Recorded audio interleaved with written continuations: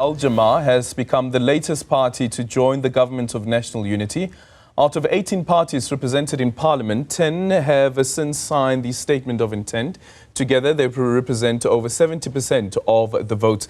The ANC says this now concludes the first phase of the GNU initiative. From now on, parties wanting to join will be subjected to Clause 24 of the Statement of Intent, which states that parties in the GNU will have to give consent to any other party wanting to join. The ANC says engagement with members has started on the formation of the executive, and President Cyril Ramahosa is expected to announce the cabinet appointments in the coming days. Let's now get a sense of what the ANC alliance partners make of these developments, as well as expectations ahead of a cabinet announcement. Matthew Parks is a COSATU's Parliamentary Coordinator. Matthew, a very good morning to you. Thank you so much for making time for us. We understand that the ANC has consulted with the alliance partners. Are you able to share with us what came out of that meeting? Hi, good morning. Thanks, Service.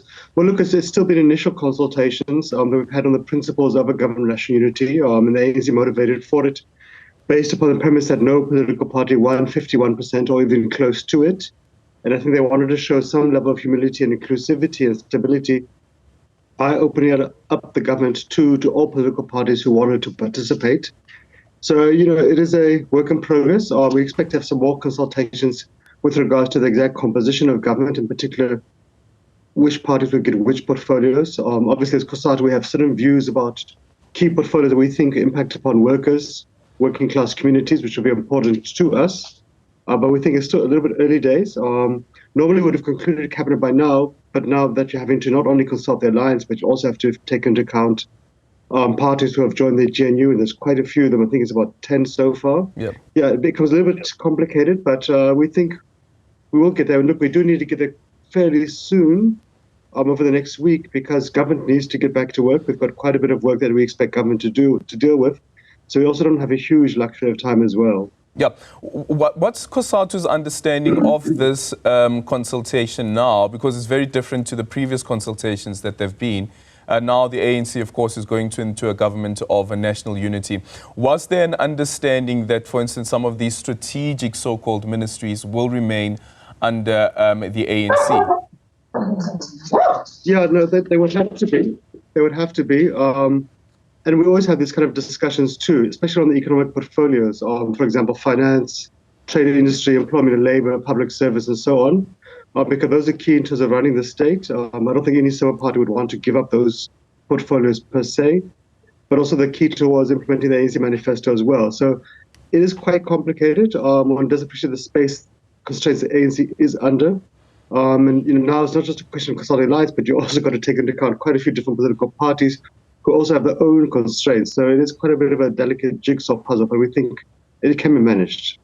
Yeah, the Sunday Times is reporting that the Democratic Alliance has again brought back the position of Deputy President that they'd like to have been given to John Steenhuisen, as well as 10 other strategic ministries, which of course also include economic ministries. What's COSATU's take on this debate around the Deputy President of the country, and also the Democratic Alliance pushing for at least 10 cabinet positions? Yeah, look, I mean, so we're a trade union federation, so we're used to the negotiation cycle where parties always present, extreme demands at the beginning, and then settle somewhere which is more, acceptable to all parties in the middle. Look, it would not be possible to give the Democratic Alliance the deputy president. That I can't see the ANC doing that. You would have to amend the constitution to have two deputy presidents. That could be done. It would take, a few months. Not sure that's really absolutely necessary. But look, one assumes the DA just presenting some slightly ambitious, maybe even outrageous demands at the beginning, and then hoping to get a better deal at the end of the day. But I think, look, it's still a little bit early days. I think for us, though, the economic portfolios are quite critical. For example, trade industry, that's critical towards BEE, and the DA's got a history of opposing BEE. It's critical towards supporting local industries, local procurement, and again, the DA doesn't have a good history on that front. So those are the kind of difficulties we have, that you take parties whose policy position on a particular portfolio has been diametrically opposed to the ANC's. It does make it quite complicated. Equally, for example, we would never agree to the DA holding the Ministry of Employment and Labour because the entire manifesto has been about scrapping labour law. So, but look, you have a cabinet potential of about 30 or so portfolios. Ultimately, the political party would be forced to find some way to accommodate each other in ways which won't be too offensive to them. I think from our point as a trade union federation, because we're not a political party, we don't sit in cabinet, we would simply want a cabinet which is coherent and stable. It's anchored on the ANC's manifesto as the biggest party in the country and can the cabinet as well. And there will be bias towards workers. We would not want to have ministers, for example, are going to roll back the transformation agenda or going to roll back the gains workers have seized since 1994. So I think for us, those are the critical principles. Yep. The DA has raised concerns before around the size of the government, which is something that has been raised before by agencies as well. Speaking now about the rating agencies. What's COSATU's take on the Democratic Alliance taking on a position such as the Public Service and Administration Ministry?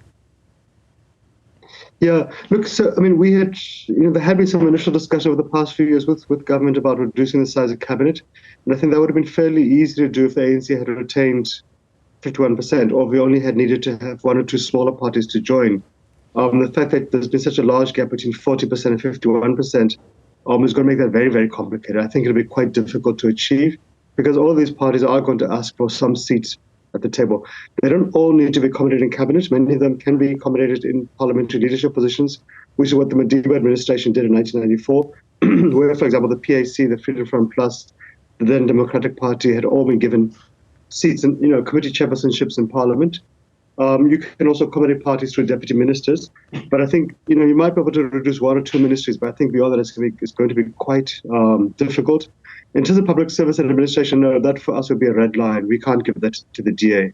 The DA's position on that had been diametrically opposed to those of the ANC and the Alliance, COSATU. They proposed in Parliament, they submitted bills to Parliament over the past few years proposing not only a wage freeze, but a wage cut on public servants, a draconian wage cut for the decade plus. So that would cause chaos if you allowed a party which has positioned itself to say to nurses and teachers, well, cut your salary for the next decade. And of course, one could say that we ought anchor safeguards in cabinet, but once you concede portfolios, you do concede significant day-to-day control of that portfolio. So I think for us, the key things like public service, administration, local government, treasury, trade industry, labor, etc., you would not be able to concede those. There are portfolios you could concede. And that the DA is serious about governance, it should be willing to be a little bit more humble and modest. It should be willing to assist the ANC as well. And also take into account that it's not the only party in the GNU. There is other parties. There is the UDM, the PAC, Good, Jama-ah, Rise Mzansi, I think, is joined now as well. And they need to be a little bit more humble. But look, I mean, I think this is this is uncharted water for all political parties, to be fair to them, and they all have to find a way to transition from heckling each other, from being opposition parties, to now working for the common interests of society. Yeah. And I think that there's going to be some compromise on the policy front. For example, the DA will have to abandon its stance on labour laws, on the minimum wage, etc., if there's going to be a GNU which is going to stick to function. Yeah. Considering the concerns that you're raising around giving certain portfolios to the Democratic Alliance specifically, how then should we understand the role of the chairperson of Cabinet, being the president of Cabinet, and him being able to steer his Cabinet in a certain direction? Because after all, the appointments are his prerogative. No, that's going to be a difficult thing because, yes, ANC didn't get 51%, so mathematically it's required to find some sort of a working arrangement, whether it's in cabinet, whether it's as a minority government, and so forth. But constitutionally, the president appoints. So constitutionally, the president is the one who will decide, I'm appointing President A or I'm relieving President B. And the president also has to be able to hold every single minister, even ministers of opposition parties, accountable. This is how it worked with Madiba's administration in 1994 when you had the National Party and IFP. Even when Thabo Mbeki was president, and he included other parties like the IFP for many years, like AZAPO. Freedom Front Plus. Yeah, and same thing. So all parties are going to have to learn to respect the chain of command. The president remains the president, and he can only be removed by a vote of no confidence in Parliament. So there's going to need to be a bit of a political cultural shift. But I think that can be managed if people are sober. Okay, Matthew, in conclusion, let me ask you about the MK party. They'll be sworn in on Tuesday, and we also hear that the former judge president of the Western Cape High Court Division will be the leader of the MK party in Parliament. What's your take on it? Well, look, I mean, it's positive that MK party is now accepting the election results, so they can spare us the theatrics on the side. And, look, it'd be good if they can join Parliament. We hope they will bring to Parliament some sobriety. We hope they can spare us some of the drama they've been, exposing the nation to for the past few months. But that's up to them. Parliament will proceed, but we would hope that they would play a constructive role.